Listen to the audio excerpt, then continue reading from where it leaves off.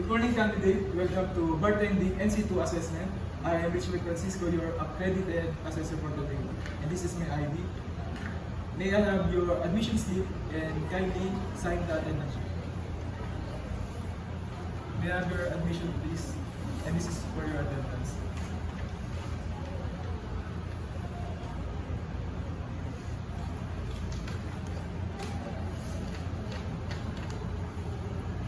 I will also check your self-assessment guide to ensure you are prepared for the competencies to be assessed.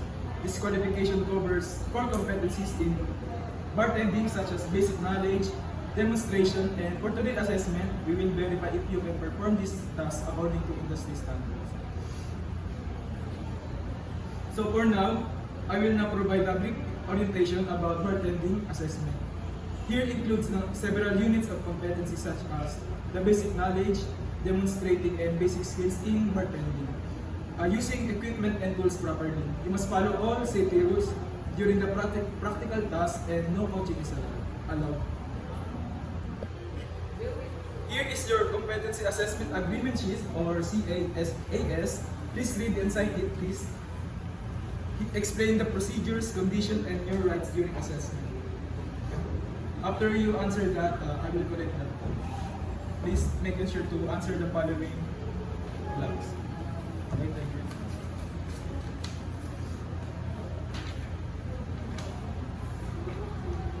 Thank you, and now I will proceed to conducting of the assessment.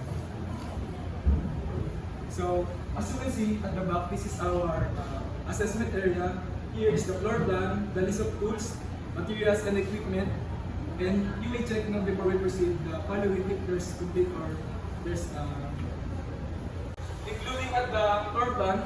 Here, your test package includes such as ingredients, mixing bartending, such as alcohol, syrup, and also the observation ID and safety protocols. Before you proceed to your actual demonstration, I will observe your performance using this observation checklist. Here I will, you can see there's a checklist between your knowledge and skills before bartending. I may ask also questions to clarify your decision or techniques based on what your skills demonstrate. You may now begin your task and time start once you're ready. I will now review all evidence based on test the rules of evidence, validity, sufficiency, authenticity, and currency. I will now complete your rating sheet and prepare your cards for competency assessment results summary. Thank you for completing the assessment. Here's your feedback.